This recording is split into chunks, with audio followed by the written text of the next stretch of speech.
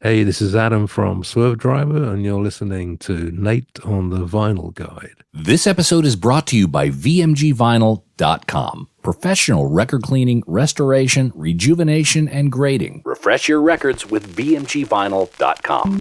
And with that, on with the show. Welcome to the Vinyl Guide, the podcast for record collectors and music nerds. Here's your host, the biggest record nerd of them all, Nate Goyer. Oh, well, hey, everyone. It's Nate here. Happy February. And, holy moly, this year's going by quick.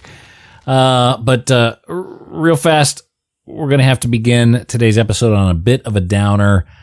Very saddened, as I think most of you were, to see the passing of Wayne Kramer this week. Wayne Kramer, most notably known from his work with MC5, music, activism. It's all in there. What a story. I mean, he was there at ground zero. He was an instigator. He was a lightning rod. He changed shit. He influenced thousands. What a dude. What a life. Wayne was 75 years old, which is a minor miracle he made it that far. But with his tenacity and spirit, we would have loved to have seen Wayne make them triple digits. But unfortunately, it is where it is. We called the game at 75, and we're grateful we had him that long. I put up a replay of my interview with him from 2016. It's a great listen. He's such a cool dude. And he goes through the chronology and of the MC5 records, answers a lot of questions. We had a lot of great laughs. So have a listen to it if you haven't already. And most importantly, rest in peace and power, Mr. Wayne Kramer. Now, out from the downer, on with the good stuff. This week we have on the show Adam Franklin of the Shoegaze band Swervedriver here on the show. Adam talks all about the vinyl history of the band. And man, what a great band Swervedriver are. I mean, they just reissued 99th Dream on Outer Battery Records, as well as one of Adam's other projects, Bolts of Melody, film noir, also on vinyl at Outer Battery Records. Head over there now, secure copies of those albums before they sell out. And they do. Outer Battery Records prints a limited number of records, and if you snooze, you lose. So make sure you grab one while you can. OuterBatteryRecords.com. And just to let you know, there is an extended version of this interview only available to show patrons at patreon.com/vinylguide. Another 15 minutes or so of my conversation with Adam Franklin. And, people, I'm so glad and proud to bring you this podcast week in and week out. I try to be super consistent and not screw around with the quality of the show. I like to do a good job. I like to be reliable to each and every one of you. And it's not easy to do it, but I love to do it. I live to give. So if you like what we do here on the Vinyl Guide, sign up to our Patreon, patreon.com/vinylguide. Help support your buddy Nate here. Become a Patreon legend for a few bucks a month, and you get access to all sorts of extended episodes and interviews, high-resolution audio files, and some special activities and such that show you my appreciation for that support. So get up in there, patreon.com/vinylguide. Help support the show and enjoy all the extras. All right, with that, let's get into our conversation with Mr. Adam Franklin of Swervedriver and Bolts of Melody. So this week on the Vinyl Guide, Mr. Adam Franklin, who you may know from Swervedriver, but there's many other projects he's in, which we'll get to today. Celebrating two releases, Swervedriver's 99th Dream and Bolts of Melody's film noir. Both are available at Outer Battery Records. Man, what a label Outer Battery is. I love them. How did you wind up on Outer Battery? Oh, well, I sort of known John Pastori, the label, for years, sort of going back. I think he was in London for a while. And then, we were just looking at ways of getting around various things around the world, various blockades, like created by things like Brexit and stuff like that. And suddenly mailing things to the US got really expensive. And it's always been expensive to Oz, of course. Right. But yeah, John had there was just a good network of people that we knew actually in sort of Berlin and England and North America, and so it's been good. Yeah, it's been good working. Outer Battery is one of those labels to where whatever they come out with, I'm just like, yeah, I'm interested Right, Even if yeah. I'm not familiar with the band, because the catalog Yeah. and their tastes just seem to really align with a lot of Jay Mascis. Yeah. They've got some great favorite. They even got one of my favorite live albums off live at the 930 Club. So that's a Ah, great right. spot Yeah, to end up with. So, yeah.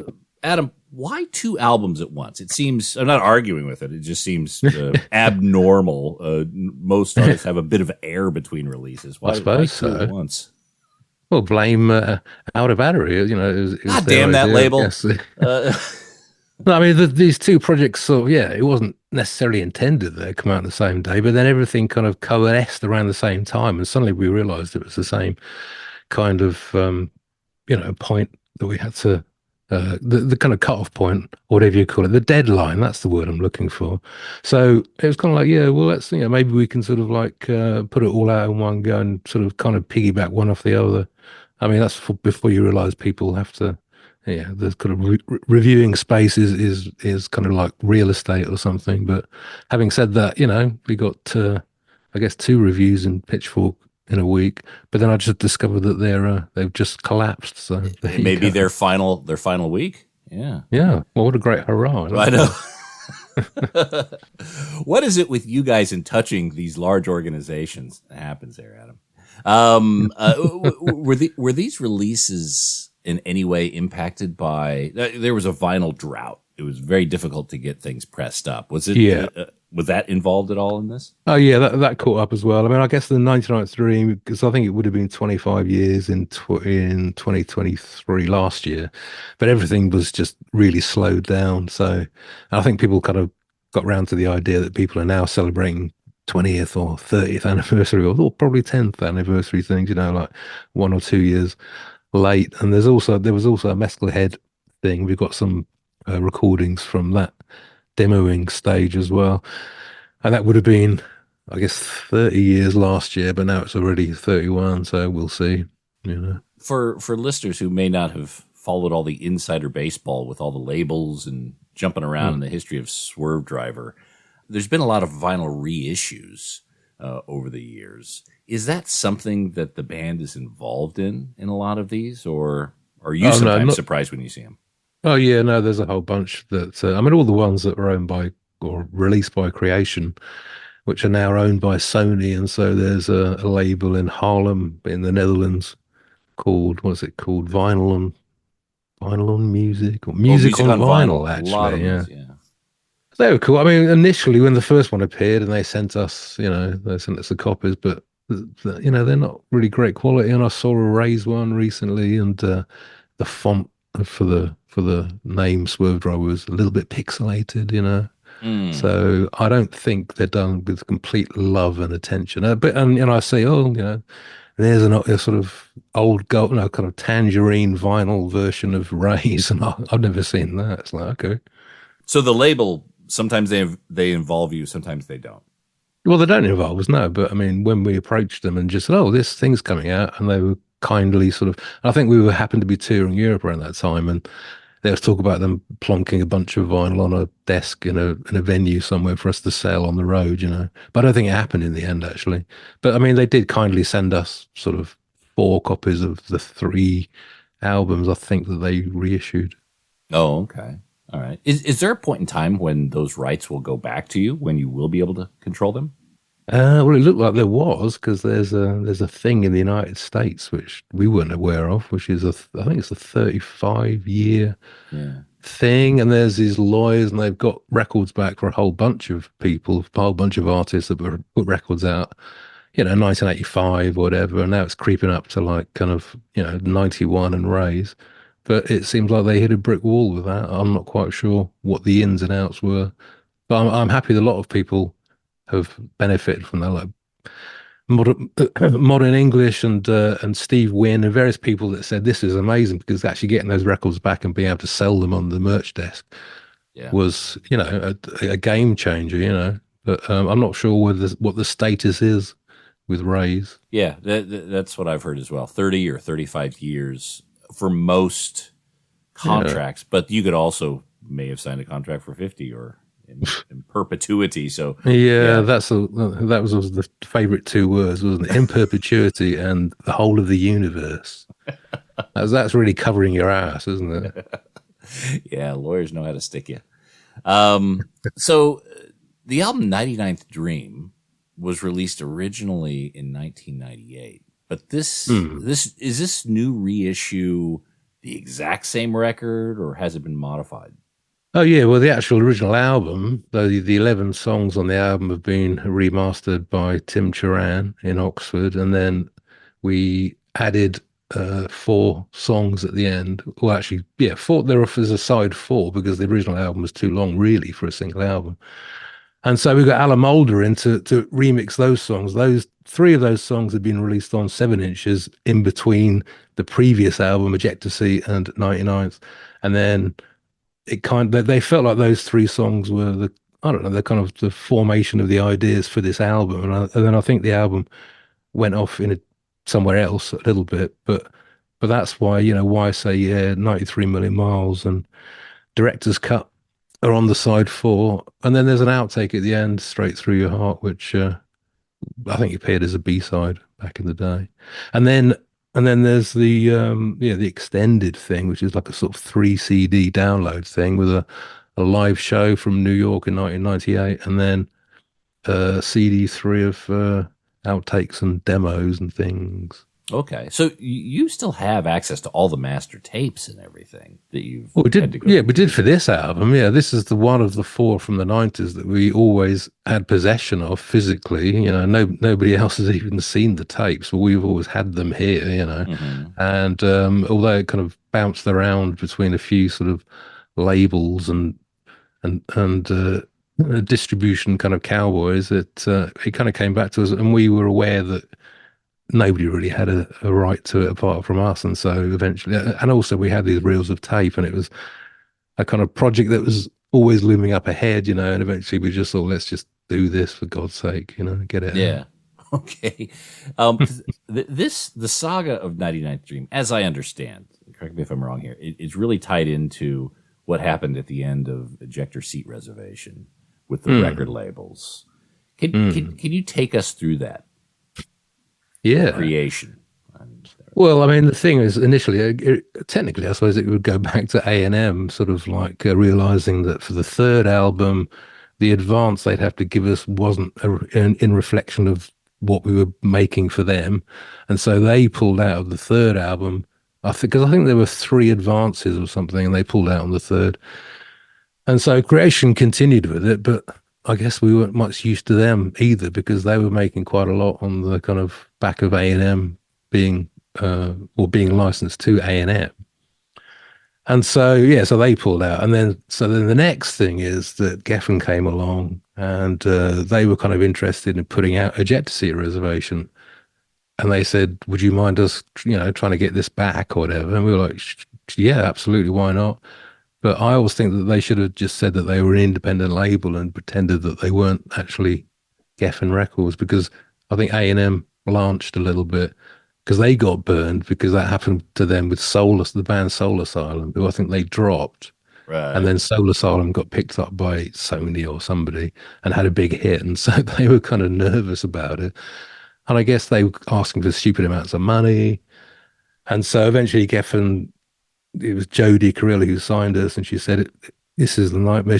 Do you have more material? Should we just plow on? And we were like, yeah, we've recorded some stuff, and we kind of plowed on, really. And but then Jodie lost her job at the label, and then they brought somebody else in, and then Geffen decided actually they didn't want to put it out, but that we could keep it, which was nice of them, And so the album eventually was put out on 0 Hour Records, a label in New York. Yeah, there was a UK version as well that on Sonic Wave discs, I believe. Yes, and that was SWD. That was a band created label. Is that? Yeah, I think we put it out ourselves. Really, yeah, we just got a distributor, and we called it Sonic Wave Discs, and it was SWD1, I guess. Okay. And by the way, I don't know, do you keep up with kind of the collectability of Swervedriver material or your solo stuff? What do you mean on eBay Well, for a eBay, vinyl? Discogs, that sort of thing. The Well, record nerds. What would yeah, I mean a little bit. I mean, there are some high prices out there. Yeah, yeah, absolutely. And those are two of the ones that the record nerds Oh, are really really? looking for. Well, Yeah. that UK pressing of 98th, sorry, 99th Dream in 1998. Yes. Huh, interesting. I actually found I had a copy of that myself. I didn't know I had. I actually put Oh. out a kind of a message on social media about a couple of years ago saying, and it's like this, there was this advert in England for the Yellow Pages, and there's a guy there, an old man, and he's calling up and he said, "Hello, do you have a book? Yeah. What's it called? It's about fly fishing." And they said, "No, sorry." And then his daughter comes in, "Hey, any luck today, Dad?" He said, "No, not today, but I'll keep trying." And then eventually he calls and, You have a copy? Oh, brilliant. My name?" No, he says, "The author? Yes, J.R. Hartley." And then he says, "My name is J.R. Hartley." And he's found his own book. That was my J.R. Hartley moment. And a good friend of mine a friend of mine from Raleigh, North Carolina, came through. He's been a Swervedriver fan for years. And he said, "Adam, you can have my copy if you like." Because I didn't have 99th Dream, which had this inlay. And the inlay, or the insert, I should say, is basically the image that's on the cover of this reissue. People sort of saying, "Oh, how come, why is there a new cover?" But at the time, it was kind of like there were two covers, but one was actually the front and the other was the insert. But he sent me his copy and it didn't have the insert. I was really happy to get it. And then I recently found a box and there was the UK version with the insert. So that was really cool. And then somebody else from the same place completed my Swervedriver collection because there were two EPs that I didn't have. Uh, Oh. there was an A&M promotional thing called Reel to Reel, which I never had on vinyl. And I wanted that because it's got a cool cover. And there was another A&M thing, which was it was kind of like a mix of the first two EPs. It was a strange release, sandblasted, and Mm. a few other songs. But now I think I do actually have I have all of the sort of records apart from all these musical and vinyl, strange tangerine colored vinyl things. Yeah, and those are the ones I think that most collectors or vinyl enthusiasts, I should say, are most suspect of. Because first off, Right. we love supporting the band, right? Mm. If there's something that's put out that isn't really band related, or the band doesn't enrich the band in some way, it's automatically pushed aside. But also from the inferiority of a lot of these presses, a lot of them are just kind of burped out there, like you said, the logos, the artwork Oh isn't man, really well yeah. cared for. Then if you do a reissue, like when you went to do this reissue of 99th Dream, did you have the original artwork that you could work from? Yeah, that's a good question actually. Where did we generate the artwork from? It kind of looks all right. I'm looking at the vinyl over there right now. But yeah, I mean, like the album before, the Ejector Seat Reservation and Musical Vinyl did a reissue of that, and they Mm, had to spread it over two, so it was a double album. But actually, it wasn't a double album; it was like one and a half because the fourth side was just this sort of like this image, this graphic image that was on the original right. cover of the album, which is just this S letter. It was from this TV show called World of Sport, which was on ITV on a Saturday, a sports show. But I mean, if they'd come to us, we could have put the extra tracks that came on. Like there was a CD reissue, Right. which was done by a label, also from Raleigh, North Carolina, actually. And they actually, it had the extra tracks, four extra tracks that were never on the original album. So, missed opportunity there. Really, I mean, yeah, if they consulted the band, but there you go. If you sign your life away, what do you get? Well, I've always seen Swervedriver as this band very similar to like a Velvet Underground, right? While the popularity wasn't in record sales, the influence was huge. For example, in Bolts of Melody, film noir, I noticed Kelly Scott is drumming. That's Kelly right. Yes. Kelly from one of my favorite bands, Failure. Yeah. Who whenever I hear Failure, I hear Swervedriver's fingerprints all over that band. Respectfully, Right. Yeah. Yeah. yeah. Who No, that's cool. Yeah. who have you found in your time that is a Swervedriver fan or influenced by Swervedriver that surprised you? Oh Lord. Um, I don't know. I mean, I guess there are a few. I wouldn't want to single people out, but Oh, let's single them out. Come on. can I think of anyone now? I don't know. You hear about people that were listening to you on the tour bus or whatever, and are big Mhm. fans, but I don't know. Do you know Hmm. any? Do you know of any? I actually hear a lot of Swervedriver when I hear Britpop, Oasis. The sort of Hmm. guitar, the sonics in there to me seem like that seems to be a page Yeah, I mean from. that's probably a sign of the times and the production value. And also we had the same producer, Angeli Dutt, produced definitely maybe, and she also produced Rave Down. So Okay. that's down to Angela's fingers, perhaps. Okay. But yeah, but the I think the impact of the band reverberates far far more than the original record sales. Yeah. When the band first took the hiatus, the break, were you aware of this growing fan base that was bubbling under? Well, you mean when we sort of like stopped playing around the end of the 20th century, Yeah, but I mean, I guess 1999? as the years went by during that hiatus, were you aware Yeah, of? well, yeah, I mean, I think it did bubble up, and I think, I always say the thing that really demonstrated it was that obviously there was MySpace back then. I quite like MySpace actually, but and then you could have a MySpace music page, and then one day the genres you could choose like shoegaze appeared, and that was quite a sort of that was a weird thing. It's like that's weird, are they jazz, funk, hip hop, or shoegaze? And I think, shoegaze grew in interest, and that probably helped our cause. So by the time we did reappear, whenever that was, yeah, things were kind of bubbling up. I agree. Yeah, and what were some of the signs that you saw? Just MySpace listens primarily, or were there? Yeah, possibly. Did they even, yeah, I suppose that you could see how many listens you had on MySpace. Uh, yeah, I don't know really. I mean, I suppose just hearing there's an interest, and then it was the classic thing. I suppose the first gig we got back together and did was Coachella. Coachella seems to have the copyright on bands who get back together and offer a fee, and like, yeah, shit, why not? Wow, yeah, well, perfect launch pad for a revisited project there. What are the odds we'll ever see Juggernaut Rides re-released or released on vinyl? Oh, that compilation thing from, well, I don't know. I mean, it's very long. I mean, on vinyl, it would probably have to be like a Six. quadruple album or something. Because I think that was definitely the era of like, CDs, you can bung as much on there as you like. And I think we crammed in probably a lot of stuff. But at the time, the band didn't exist. And it was kind of like this thing came along where, what was it? Sanctuary Records licensed it. I think Sanctuary is somehow linked with Iron Maiden, isn't it? If you trail it back. Sanctuary Music. Yeah. Anyway, they licensed it, and so yeah, we got that's the first time of culling some of these reels of tape together. I remember Robert Shepherd had the tape of Why Say Yeah, and he kind of sent it across, and then we got to master it at Abbey Road and stuff. So that was quite fun, and we pushed some of the tracks that we felt were kind of lost tracks or whatever were kind of pushed to the fore. And yeah, it's a good. I can't remember the running order, but it's pretty fun as far as I recall. Have you always embraced the term shoegaze?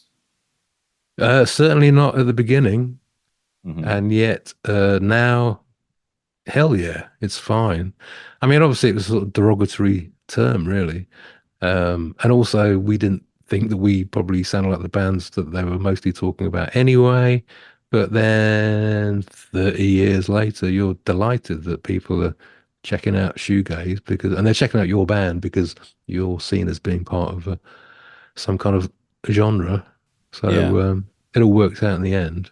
So it feels comfortable now because I know a lot of grunge musicians hate the word grunge. I'm not even sure if I can say the word krautrock. I'm a little Well, bit. exactly. I mean, grunge is. I mean, that's kind of a cool word. Krautrock obviously was just absurd because it does have this kind of insult in it as well. And then as far as shoegaze, any musical terminology with the word shoe in it, I mean, that's just ridiculous, isn't it? But I saw somebody the other day talks about shoe geezer and then that we were more like shoe geezers, and I think that's more appropriate somehow. A bit more Larry, shoegeezers. Mm. So will you be touring to support these releases or doing any shows here and there? Nothing's booked, Okay. in a Any sort word of or two words. aspirations? Any sort of aspirations to play live again, or you Yeah, I think so. Yeah, I think we're kind of, but yeah, we'll see. I mean, we really just wanted to just get this out, really. I mean, the touring things was a bit has been a bit kiboshed, of course, in recent times due to not only worldwide pandemics, but also getting back to the other thing where now touring in Europe's more expensive, touring in the USA is more expensive. I guess we'll see, really. Perhaps we'll do a little UK run. okay? Maybe you could share how Brexit has impacted the artists of the UK. It sounds like it's nothing but bad news. Oh Higher no, shipping rates. it's completely nothing but bad news. It's amazing. So yeah, I think, but rather than crying over spilled milk, it's kind of worth looking at other sort of avenues of things. And, we might do some recording somewhere and then maybe do some shows around that and then maybe do some recording somewhere else and a few shows, just things that are just a bit different from, the general drudgery of having to fill out carnets and all that kind of crap. Working visas. One thing I've always appreciated, not just about Swervedriver, but about several of your other projects, is the music's so emotional. It feels cinematic. It feels like it would lend itself really well to soundtrack work. Is that something you've considered doing or had the opportunity to potentially do? We'll be back after these messages. Well, hey there, record collectors. There's a new service available that specializes in record cleaning, restoring, sticker removal, and professional grading. VMGvinyl.com. VMG Vinyl can help you make the most of your collectible records. From professional cleaning of records and sleeves, Removing old price tags and store stickers. dry cleaning and rejuvenation of old shrink wrap to make it look like new, even providing you a professional play-tested third-party grade with either removable grading or encasing in plastic. You have a wide range of choices at VMGvinyl.com. Buying a highly collectible record and you want it checked out by an expert? VMG Vinyl can do that too. Head over there now and see what VMGvinyl.com can do for you and your collection. That's VMGvinyl.com, the one-stop shop for professional third-party grading, cleaning, and record restoration. That's VMGvinyl.com. Oh, and hey, record nerds, don't forget to clean your records with the very best and safest record cleaner, the Groove Washer. Make your records look and sound their very best and store them with confidence using the new Groove Washer Groove Guard record sleeves. You gotta try this out. It makes a huge difference to the quality of your vinyl experience. Ask for the Groove Washer by name at your local record store and accept no substitutes. Or head over to groovewasher.com and use discount code VINYLGUIDE10. All hail the Groove Washer. That's groovewasher.com, discount code VINYLGUIDE10. Now we return to the program, already in progress. No limits. One thing I've always appreciated, not just about Swervedriver, but about several of your other projects, the music's so emotional. It feels cinematic. It feels like it would lend itself really well to soundtrack work. Is that something you've considered doing or had the opportunity to potentially do? I did a song once for a movie called California Solo, and Robert Carlyle, the actor Robert Carlyle, the Scottish guy who's Begbie in Trainspotting, and in this movie he plays a Scottish sort of Britpop star who ended up living in California, and then the band broke up and he's still there, and then he has visa problems and he's about to get sent home, and I don't know, I got a call about writing a song for that film, and it was quite fun because I wrote the song and then he sings it, and he tried the guitar part, but we ended up using my guitar, but then he sings over the top. And it's just a scene where somebody comes back to his motel room and he says, "Yeah, I used to be in a band. This is a song I used to play," and he plays it. And that's quite cool. I ended up going out there to what's that place? Is it actually called Studio City or something in like Hollywood or whatever? Yeah. And they were filming a scene, and we went out and met him, and he was really nice. And it was just amazing because it was Begbie from Trainspotting. It's like, holy crap.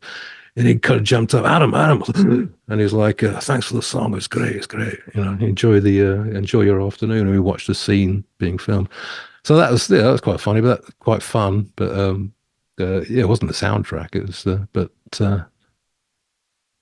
Yeah. that was a laugh.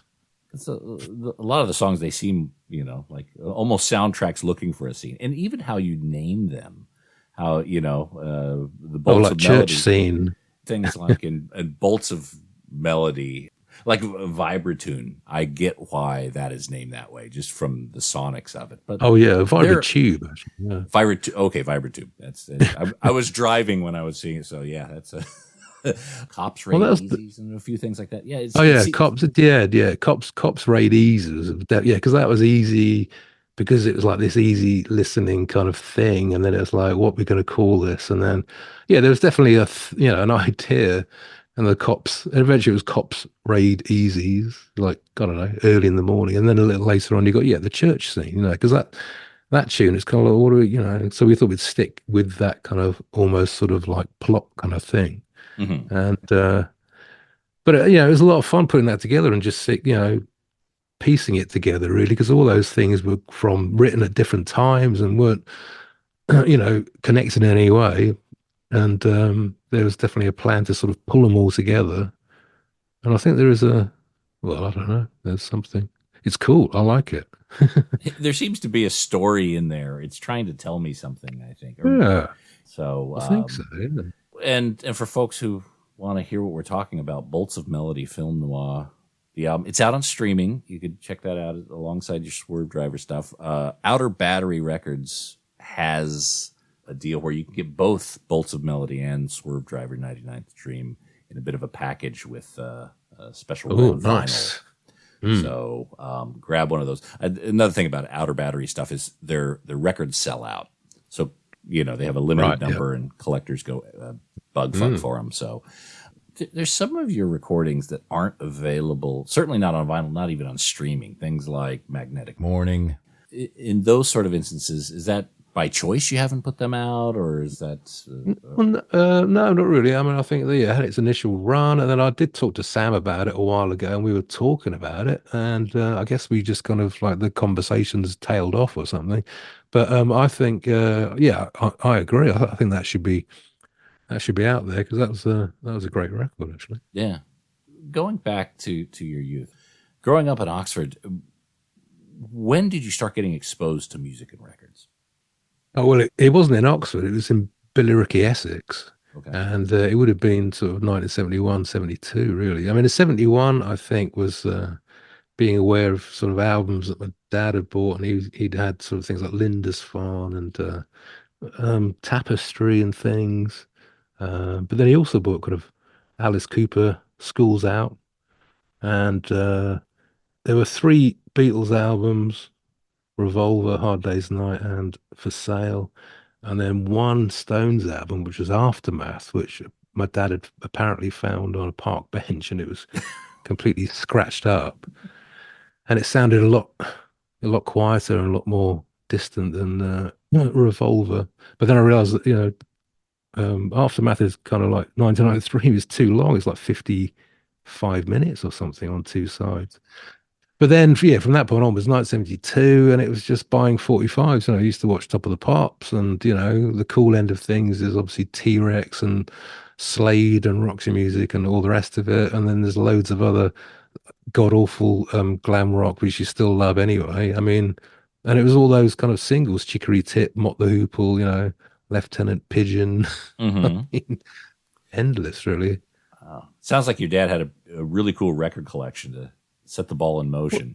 Well, no, he didn't really. I mean, he had a few records he'd gone to South America on business in the late 60s. So there are a few kind of albums of Brazilian music and stuff like that, which was quite interesting. And it was really, I think, when things, got into like just watching Top of the Pops every week, and I guess a single was 45p or thereabouts, and I guess they'd buy us a few singles a month or something, which was great, and so, and then the great thing about that period of time, or the fact that getting into singles is that there's always the delight to await you on the B side, and so many of these records have just, you know, sometimes it's just a really dull song, and you're surprised that it's dull because the A side was so great, and other times it's just crazy things, really. Yeah. Like I mentioned Lieutenant Pigeon, who was a sort of, what do you call it? A comedy band? Not comedy, but it was a guy. There's a guy playing drums, and it's his mum on the piano. There's three kind of hippies, and then the mum's playing the piano. Do you know this song, Moldy Old No, Dough? no, Decca definitely. Records, 1972. Check it out. And then the B side, though, the B side is called The Villain. And years later, I always thought it reminded me of like Public Image Limited. It's just this beat, this weird beat, and then the sound that sounds like a car pulling into an underground car park. And I think it maybe is. And then there's a kind of beeping sound, and it goes away. And it's about 1 minute 55 seconds. But the fact that you're 5 years old and you're just sat there, and your mum's about to say, tea's ready, love. Me and my brother are just lying on our backs listening to some crazy ass music. Was I mean, Silver Machine by Hawkwind was a big hit in 1972, and that was the first time I think my brother sort of petitioned to like be able to buy a full length album. So he was granted this, and he got Space Ritual. So me and my brother were listening to Space Ritual by Hawkwind in like 1972, and the pictures of Stacia on the inside and all the kind of space stuff the fold out and cover of that thing? yeah, the whole six whatever it was, 6 panel fold out. Crazy, really, but I hope 5 year olds are having similar experiences in 2024. I really do. So was that Hawkwind album kind of ground zero for you? Was that what made you want to pursue music?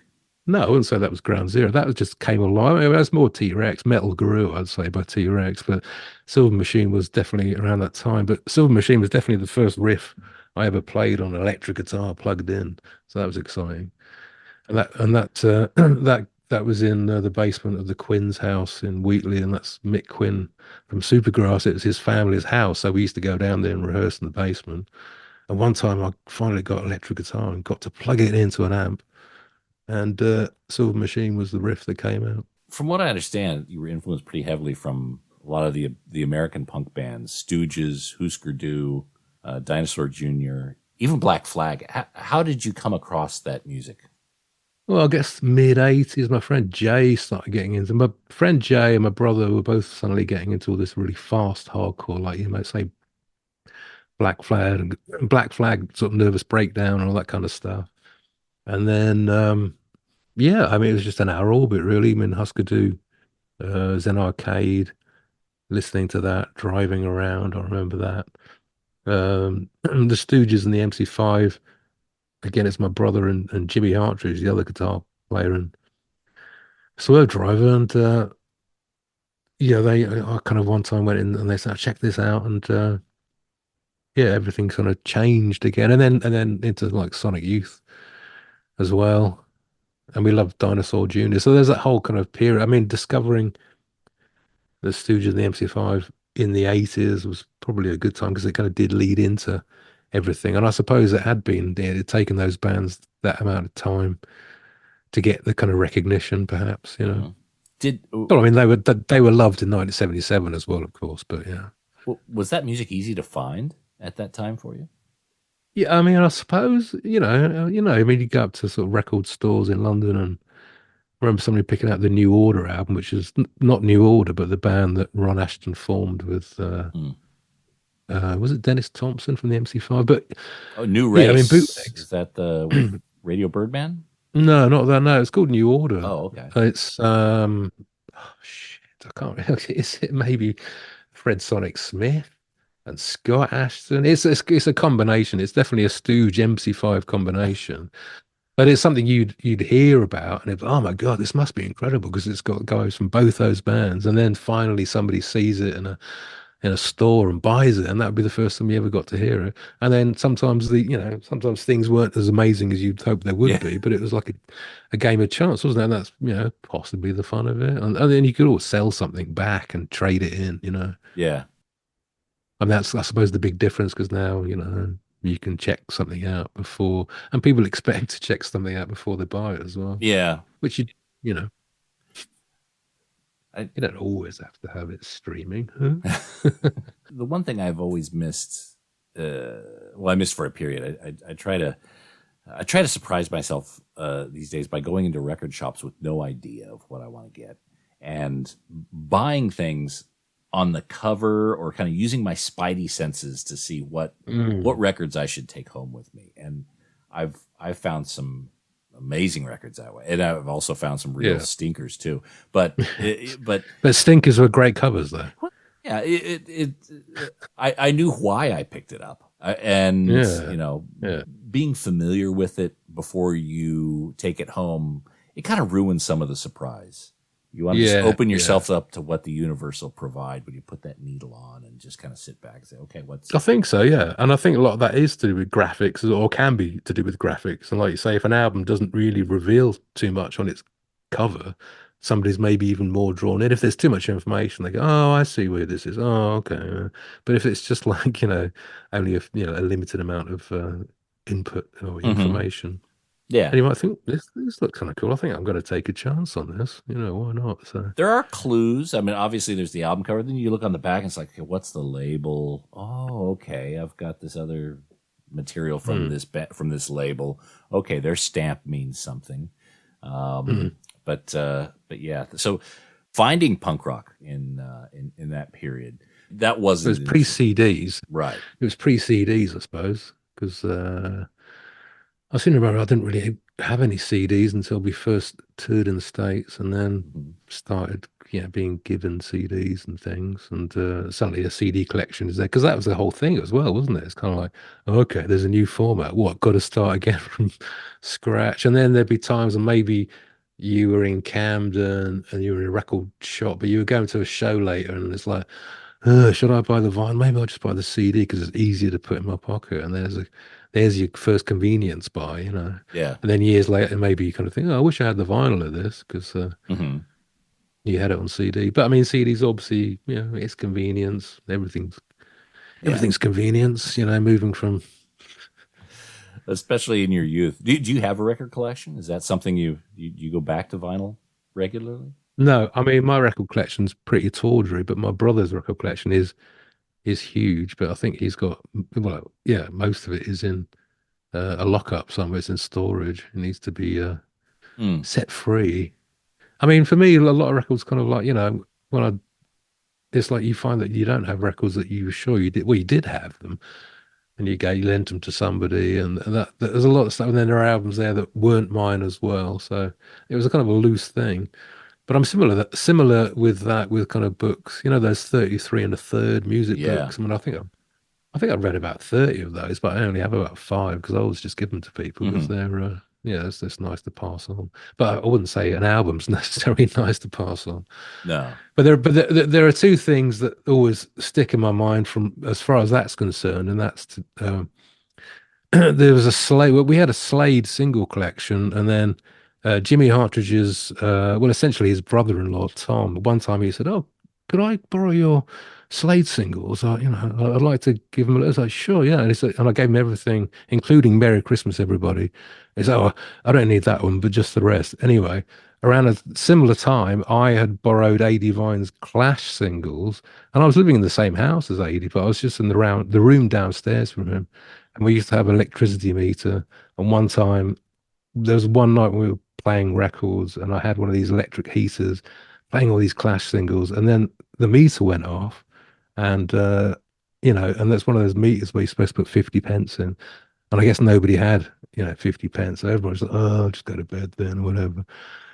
And so you kind of went to bed, and then woke up the next morning, somebody had switched the meter back on, and the heater had come back on, and a lot of Ada's Clash singles had melted, and I was like, oh no, I've totally ruined his Clash singles collection. So then I went out and started buying, rebuying some back.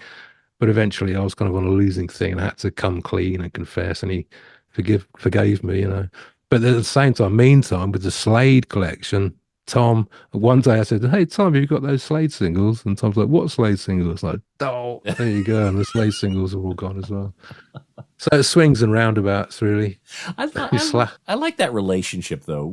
There's this physical barrier that we have to respect with records. Mm, You got to take care of it, and mm. sometimes if there's a bump on it, it makes a scar, a skip. But that's Oh again, yeah. that could be part of the charm as well. It's part of its Oh, but that story. is that. Like, I can name two singles where the skip is crucial for me. One is Neil Young, "Heart of Gold," which was one of the singles my dad bought around that time, and it's like I wanna live again, and it skipped around there. So I always heard it that way, and then years later you finally hear, "Oh, is that how it is?" That doesn't sound right. And the other one was "Jive Talking" by the Bee Gees, which at some point there's a little bit I can't remember but it was a definitive skip. I do actually have one of those vinyl turntables that where you can just plug it and digitize it. So I should probably do that with those records, and then just forever live within the Skip and skip. all. You know? Yeah, yeah, No, I've got the same story. Songs where it has a skip, and then when you hear it out in the wild and it's not skipping, it's yeah. perverse. It's like that's not how it goes in That's my not head. right. Yeah, exactly. Your first moment on vinyl was it First what? your first moment on vinyl? Is that Oh, Shake this is a Appeal? Muppet. Your first Muppet on vinyl. Your first Muppet on Yeah, vinyl. Shake. No, the first record we ever put out was "Gimme Fever" by Shake Appeal on No Town Records in 1986, I think. Mexico City SOS on the B side. I saw my cousin recently, and he was talking about that, and he said, "Wasn't there a song on the B side? Was it called? Was it Mexico City SOS?" I'm like, "Exactly right." He remembered that, and yeah, that was quite exciting. And then there was a couple of other Shake Appeal things to do with sort of local Oxford release. There was a local band's kind of release thing. And I think we got voted the best band of 1987 or something. And there was a big headlining show at the Oxford New Theatre, which was quite surreal because we were just a bunch of long hairs making a racket. It what was fun. what was the story of that single? No Town. Who was No Town? Yeah, good question. I can't remember the guy's name. He was in London and he signed us in the Anyways, which is another band from Oxford that features yeah, Richard Ramage, who's now in the Relationships, is a great band from Oxford. But he signed, yeah, I don't know if maybe he came to sign them first, and then perhaps they were down the pub, and then we walked in, and then he felt obliged to put our record out as well, or something. It didn't go very far, maybe a few shows in, a Right. few gigs in Kentish Town or something. Do you remember how Uh, many were made? I don't know. I don't know that actually. I'm sure the information's out there. Yeah, you'd be surprised. It's not 500? I don't know. I me. mean, how many would you press up in 1985? I mean, It depends, how aspirational he was. Because yeah, 500 was one price, but just for a little bit more money, you can get 1,000. And you had the picture sleeve as well, which would indicate that he really wanted to give it a proper go. yeah, because I guess picture sleeves weren't necessarily prevalent at that time, were they? Well, and they're not cheap either. They printing all those picture sleeves is really Yeah. runs up the cost. So yeah, I wasn't sure if that was a self-funded thing or if that was No, there was smaller. there was a big cat there signing us. Mhm. But yeah, he was a fun guy. I think we all hung out a few times, but I don't really know what happened. Yeah, it didn't really go too far. Mhm. But I mean, Shakespeare was, we had a good crowd in Oxford, and like I say, we were voted the best band one year, which, in light of how many sort of great bands have emerged from Oxford in the prevailing years. I mean, huge bands. It's funny that a band like Shakespeare would have ever have been voted best band in the city. But there you go. Well, hey. And then years later, when I met, Ed from Radiohead, and he said, "Oh, so good to meet you." He said, "You were the bane of our existence. We couldn't get booked in 1987 or whatever." And but it might have been because they were called On a Friday, and the name didn't sound too promising. But So getting from that original vinyl, that Shake Appeal, to eventually being on Creation Records for Rays, I know there's a lot of time in between those. Was the band Swervedriver already called Swervedriver when it was signed to Creation, or was that Yeah. after the fact? Yeah, it was. No, I think the last Shakeable show, or at least the show where we last played our regular set, we were opening for a band called World Domination Enterprises at the Oxford Poly. And somehow after that show, we were kind of like, do we want to do this? And we were kind of like, maybe we don't. So we had one last show at the Zodiac where we did like every song was a cover and we had various guests come on and sing or perform or whatever. And then there was no band, and then, but I kind of had the few, so I wrote these three songs. Son of Mustang Ford was one of them. And I kind of recorded them as a demo.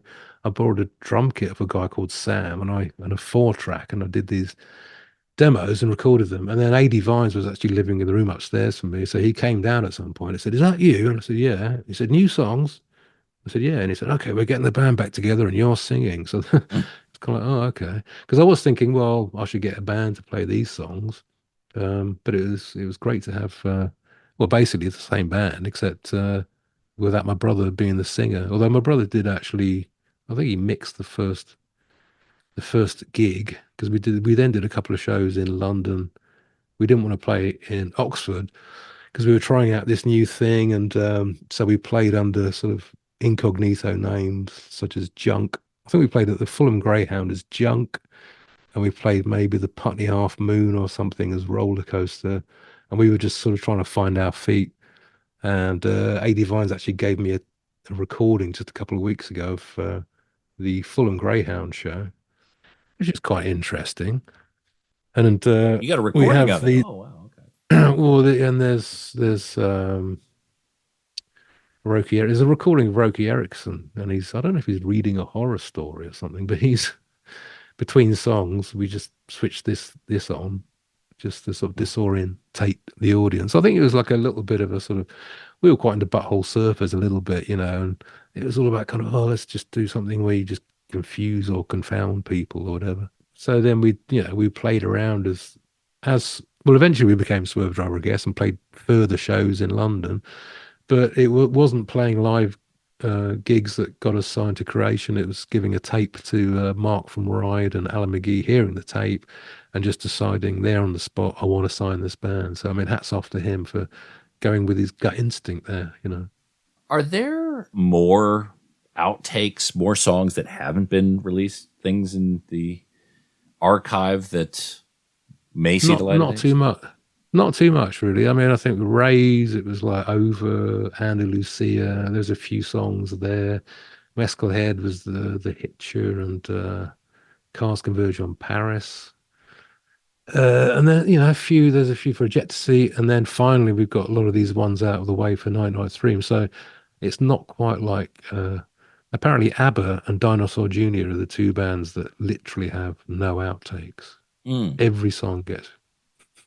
Right. Well, that was the story back in the day, anyway.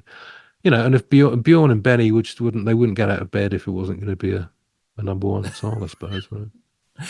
There's one track I'm not sure it's been reissued at any point. Correct me if I'm wrong. From Ejector Seat Reservation, originally there was a track. It's all happening now that had to be removed.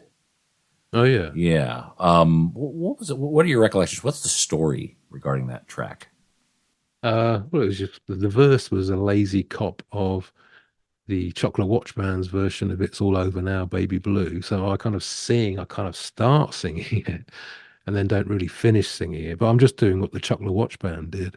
But what the Chocolate Watch Band were doing was covering a Bob Dylan song. So I guess Creation or the lawyers somewhere thought, oh, we better just check this out. And yeah, okay, I guess whereas Burt Bacharach and Hal David allowed us to have a co-writing credit for another song on the album, "How Does It Feel to Look Like Candy," but we didn't get the Dylan co-write there. So It's All Happening Now, I suppose, doesn't really exist, or does it? Maybe it does. I'll have to look into that. I think it's out there somewhere. Right. Like they said in the X-Files or whatever, it's all out there somewhere. Yeah, because there are some promo copies of Ejector Seat available that do have that that song on there. So Well, that's right. I mean, that was pressed up. Creation pressed it up, and then the album, the song got taken from it. So we said, "Oh, we're really sorry." They said, "Do you want these CDs that we can't sell?" We said, "Yes, thank you very much." And then, of course, we did hand them out over the years. So you know, it didn't. And in fact, I think there's still a few of those knocking around. Actually, that's probably them. Is that not one of the rarest Swervedriver things? I They just got that track think on it. so. I think so. The super rare ones would be the 99th Dream, the UK and the US Right. pressings. Yeah. When you guys became a record company for that moment. I suppose that they make sense because they're more sparse. You know, there are fewer copies. It's like Beatles singles aren't that collectible because there's so many pressed up. But by the time of that fourth album, it's Swervedriver in the 90s, but there are fewer pressings. So yeah, that makes sense. Yeah, and in the 90s, records weren't the thing either, right? You know, it Right, was very yes. much a boutique, format at that point. So look, Adam, you've been very generous with your time. I'm very happy to see these releases out, the 99th Dream and Film Noir. I'd encourage people to go to outerbatteryrecords.com, pick up these. I think they're very limited. The first version may be sold out, but Oh yeah, there was a Coke bottle green edition that's definitely sold. yes, yeah. But there's I think a red version, and then you can buy them both at the same time for a special deal, which of course saves you on shipping as well. Both Swervedriver 99th Dream and Bolts of Melody Film Noir. Again, they're on streaming if you want to try before you buy. And I hope you go ahead. I was going to say you can stream the actual 99th Dream album. There's only one song each from CDs 2 and CDs 3. So you're going to have to take a plunge, but I can guarantee that what's behind the curtain will all be revealed. Take the plunge, and then also you can grab these files, right, and you can put them into local files. If Spotify is your thing, you can always drag them into local files. You can still play them. Yeah, that's the 3 CD set with the outtakes, some different mixes, and a live concert that's as well. The one. So, yeah, it's a treasure trove. Again, outerbatteryrecords.com. Adam, do please come back whenever you have something to share, mate. Yeah, we'll do. Thank you so much for having us on, Nate. Cheers. All right, there we go. Mr. Adam Franklin again, outerbatteryrecords.com. And don't forget, there's an extended version of this interview available only to show patrons, patreon.com/vinyl guide. Head up there now, help support the show, and enjoy all the extras. And that's it for this episode of The Vinyl Guide. Thank you so much for tuning in. Please share these episodes on your social media, Facebook, Twitter, Instagram, whatever. Leave us positive reviews. That is always so helpful. Apple Podcasts, Spotify. Head up there. Say something nice. 5 out of 5 stars. You know what to do. It's free and it's appreciated. And we'll be back shortly with a brand new episode. So until we talk next time, get out there and support the musicians, people. Cheers. That's it for this episode of The Vinyl Guide. Follow The Vinyl Guide in Apple Podcasts, Spotify, or whatever podcast app you use and enjoy the full back catalog of episodes of The Vinyl Guide podcast. Thanks again for listening.